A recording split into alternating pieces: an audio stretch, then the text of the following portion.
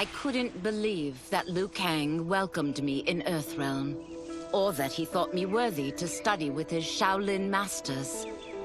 After a lifetime of wishing for one, I finally had a home. But my joy was tempered as I thought about Serena.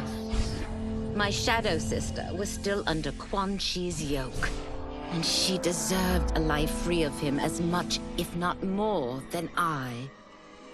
Quan Chi and my other sisters proved tenacious, but they were no match for my blade. I snatched Serena from them. Then Liu Kang helped me break Quan Chi's spell. Her mind free of his influence for the first time in years, Serena chose to join me in Earthrealm. My sister and I once again fight side by side. Only now we do so for Earthrealm. Together, we have formed the Order of Light. While the regime had changed, little else had. My people still suffered in silence, ignored by the rest of Outworld. Though now I knew Empress Melina's secret, that she was also afflicted with Tarkat. If anyone would help, it would be her. But how to get an audience? Syzoth. He was the Empress's new emissary to the Zaterrans. I asked him to introduce us. At great personal risk, he agreed. And as I'd prayed, the Empress was willing to meet. Even better, she would visit the colony. She was shocked to see how we lived. She moved quickly to provide for our care and comfort. Thanks to the Empress and Syzoth, we Tarkatans are no longer pariahs. Until our disease can be cured, that will do. Though the barriers between timelines had been rebuilt, there was no question that they could again be broken. Protecting this timeline would require eternal vigilance, so that it could not fall victim to further outside aggression. But nothing in my countless lifetimes had prepared me for this task. In none of them had multiple timelines ever coexisted. Monitoring them for threats was an entirely novel problem. It would require a novel solution. I discovered that though the timelines no longer touched, their meeting had left them intertwined. I can now secretly surveil all timelines, keeping watch for potential danger. It pleases me to do this service for the new era. Lord Liu Kang may rest assured that it is secure. Quan Chi's defeat had cost me everything. For months I had furthered his plot, and now I had to start over. Saito's people were still in chains. That's when Rain approached me. On the run from Empress Melina, he was desperate for help. And though I'd had my fill of sorcerers, this one was different. I agreed to provide him safe haven. He agreed to help topple Saito's government. And topple it we did. Rain summoned a wave so vast, so powerful, that it crushed the capital. Saito's fascist rulers were swept away. My people are finally free. They can chart their own course, needing only to follow their own desires. Their lives are now blessed by anarchy.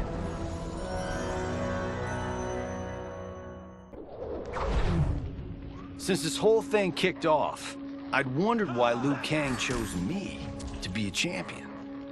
I mean, sure, I was killing it as a martial arts star, but it's one thing when it's all for show. It's different, and you're playing for keeps. Then Liu Kang let me in on his master plan. He wanted the masses to know about the world beyond them, the one filled with gods and monsters, and he wanted me to tell them about it. But I knew revealing the truth all at once would be too shocking of a plot twist for most. That's why I pitched doing a bunch of stories, to slowly get people used to it.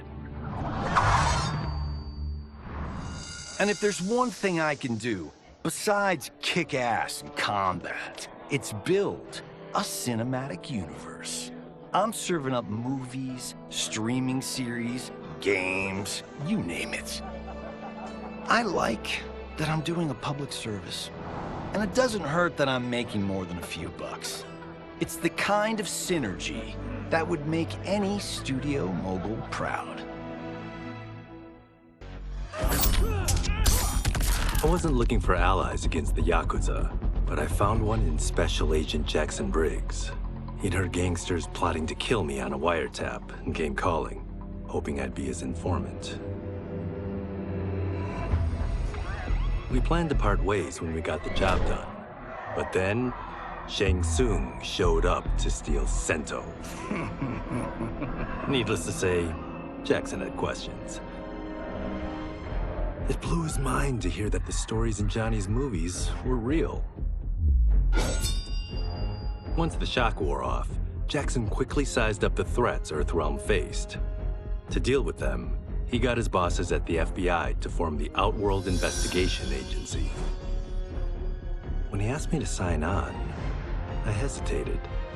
After all, me? A government agent? But it's an important job.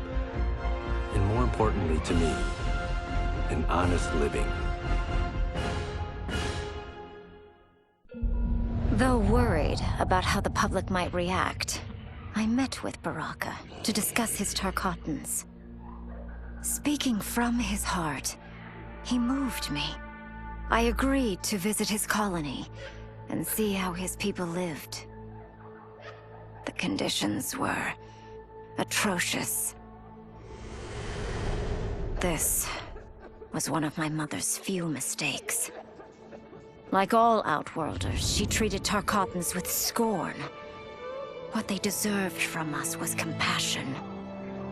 And the only way to get it for them was to reveal my affliction. To show all my subjects that even an empress could get Tarkat. The scandal my revelation caused was intense. But with the help of Kitana and Tanya, I emerged from it a stronger empress than ever. My honesty, empathy, and resolve won over my remaining doubters. There is no longer any question that I am fit to lead the Empire. It was inevitable that the Shaolin Masters had me join them. They knew just how much future initiates could learn from me. Shujinko was one of my earliest. His ability to absorb anyone's powers and skills was amazing. With the right training, he could become our greatest champion. I knew that I alone could give it to him. But as his proficiency grew, so did his ego. In love with himself and his power, Shujinko became a threat to the realms. He hadn't learned humility, because I wasn't the one who could teach it. I should have listened to Raiden's warning and not tried to train Shujinko alone. After he was subdued, Shujinko's accumulated abilities and memories were taken from him. He is once again a new initiate, ready to begin his training. This time, Raiden and I train Shujinko together. He will become the champion he is destined to be. And I will fulfill my duties, humbly and cooperatively. My loyal partner had warned me. Reclaiming my power as Keeper of Time might have unforeseen consequences. In this, as in most things, he proved prescient. The process I had undergone did irreparable harm to my body. Taking back my power had cost me my immortality. While my lifespan would still stretch across eons, I would one day perish. And if the war with Titan Shang Tsung taught me anything, it is that this timeline is not safe without a protector. Yet I had never given thought to choosing a successor. Who is it that could replace me and protect my new era? The answer, of course, is Geras. Tireless and meticulous, he is perfectly suited to be entrusted with this grave duty. And no one knows better the temptations of the Hourglass. I have no doubt he will be above them. Quan Chi's plot collapsed. Along with it, my plan to secure new beings to feed my starving people. Because I'd advocated for partnering with him, I was held responsible. If I didn't seize for Viternus' new feeding grounds, the Coven would banish me. But then, I had a revelation. I didn't need to conquer realms to feed my people. I simply needed to capture enough beings to breed them. Once they multiply, Viternus will have a limitless, renewable source of food. And I only need a few thousand to start. A number so small compared to the billions in the realms that no one will notice as people go missing.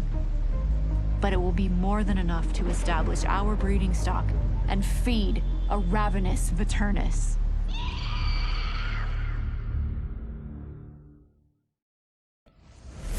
Were it not for my godly counterpart, I would not have survived the battle against Titan Shang Tsung. Meeting him, though, raised questions. Why did I replace him in this new era? Why was I made mortal? Lord Liu Kang told me of his Raiden's nobility and righteousness, about his steadfast leadership in the defense of Earthrealm. He also told me about Raiden's dark side, how he could be consumed by rage and cast aside the rules he otherwise lived by. Making me mortal and incapable of such anger was to keep me from following in his footsteps. Though I understood the reasons why, I felt I had been done a disservice. To survive the coming battles, I may need the edge that only great rage can bring. As the Shaolin couldn't aid me, I sought out someone who could.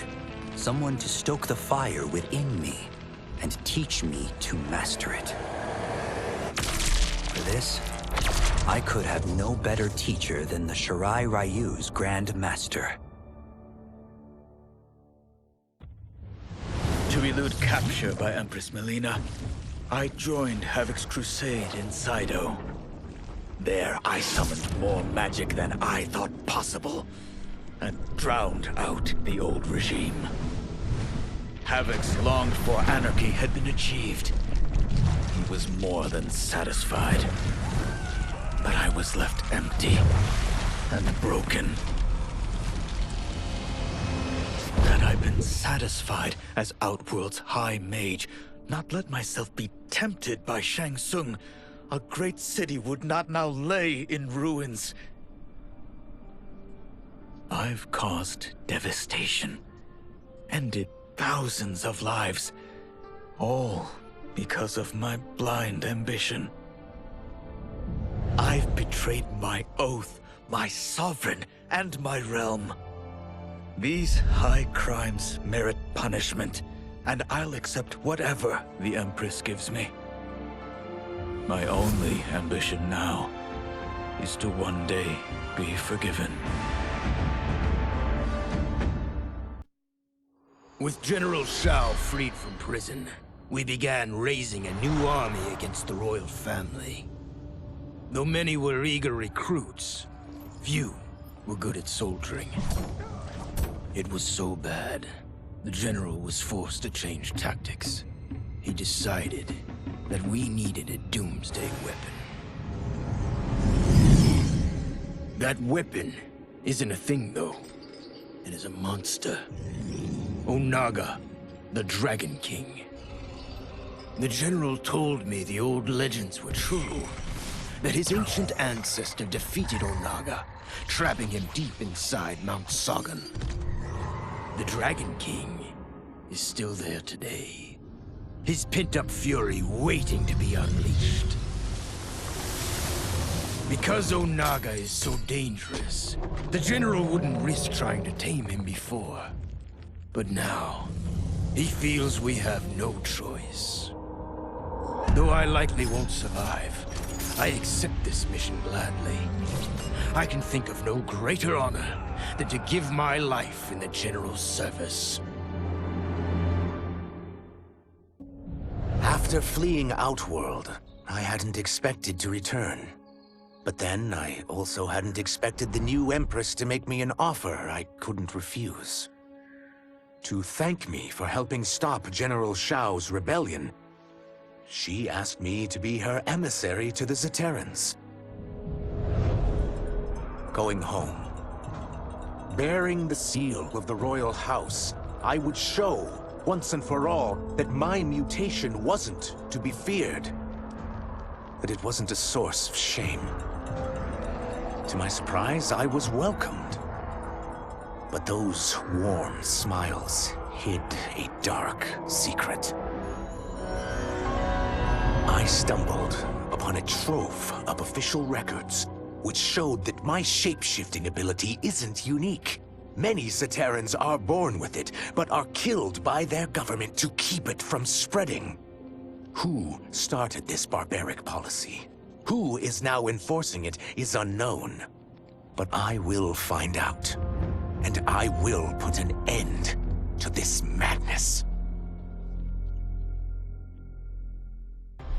No sooner had Titan Shang Tsung been defeated than Bihan and his loyalists hunted us down. Outnumbered, we fled to Japan. There, we sought refuge from an old family friend. As children, we played together. But Harumi Shirai was a woman now, the head of her clan.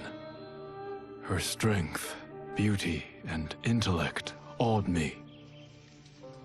Also incensed by Bihan's betrayal, Harumi agreed to help me forge a new clan, one that would stand against him and defend Earthrealm. Her aid proved invaluable, and as time went on, we grew closer. To honor Harumi and pay respects to my new bride, I named the clan after her, calling it the Shirai Ryu. Now the battle against my brother begins in earnest. The Shirai Ryu won't rest until Bihan is defeated and the Lin Kuei's honor restored. After escaping Lei Chin prison, I was hounded by the Imperial Police. I needed a place to hide and to recuperate while I plotted the best way forward. I knew the remote canton of my youth would be perfect. To escape capture, I traveled by sea. Little did I know that a gargantuan storm was brewing. My tiny craft was smashed apart. I closed my eyes, waiting to drown, hoping that the Netherrealm wouldn't claim my soul. But when I reopened them, I found myself not in hell, but on a deserted island. From its ruins, I could tell that great sorcerers had once lived there. In the caves beneath the ruins, I found what I can only describe as a well of souls. Once I learn how to wield its power, I will become invincible. As the darkness enveloped me, I took a long last look at my family. I did not expect to see them again, until their souls joined mine in the living forest. But miraculously, my beloved husband delivered me from oblivion. Though he couldn't save my body, Jared had preserved my soul. Like him and countless others, I am now a part of Ermac. Yet ours is not a peaceful repose. The collected souls within Ermac have their own needs and agendas. Before we can speak as one, we must first reach consensus. I had thought, as the former rulers of Outworld, I and Jared would hold sway. But here we are, two souls among many thousands, fighting for the right to be heard. And if there is one thing we do well together, it is fight. We will win the right to govern Ermac as we once had governed Outworld. And we will rule for the benefit of all. Kuai Liang and I were working hard to build our new clan. But even with the help of his close friend Harumi, it was difficult. The biggest problem was finding the right initiates. Then, one night, while walking outside Harumi's compound, I was attacked. I thought at first it was a Lin Kuei assassin, but his strikes were too uncertain, too angry. My attacker, it turns out, was a boy. Homeless and hungry, his assault was born of desperation. He needed money so that he could eat. It was like looking at myself 15 years ago. I would have ended up just like him if the Lin Kuei hadn't taken me in. So I took the boy to Kuai Liang, who also appreciated his fire. We made him our first initiate. The boy's name? Hanzo Hasashi. I had broken the Lin Kuei free of Liu Kang's enslavement. We were now masters of our destiny, and could take our place among Earthrealm's great nations.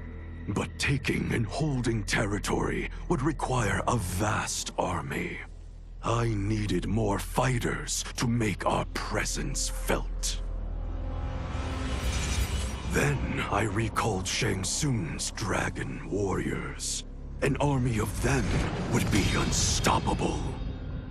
But trafficking in such strong magic would surely draw Liu Kang's attention. Sector advised that we avoid detection by building our army using science, not sorcery. We've invested much into this endeavor, and we are beginning to see results. Once again proving the depths of Sector's genius. When we are done, all of Earthrealm will honor our desires and heed our demands. If not, they will face the Lin Kuei's wrath.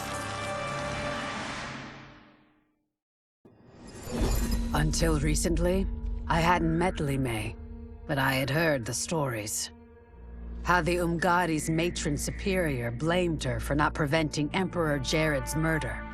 How she quit in disgrace rather than accept punishment. But those stories didn't fit the woman I now knew. Li Mei would never have been so negligent. Eventually, I uncovered the truth. The failures and mistakes which led to the Emperor's murder, they resulted from poor decisions made by the matron superior themselves. They made Li Mei their scapegoat. When the Empress found out, she wanted the Umgadi disbanded. But I convinced her that it could be reformed. To make sure it did, she put me in charge. I am humbled by this sacred responsibility. The Umgadi, my sisters, they are my life. I will not let them be brought down by the acts of a selfish few.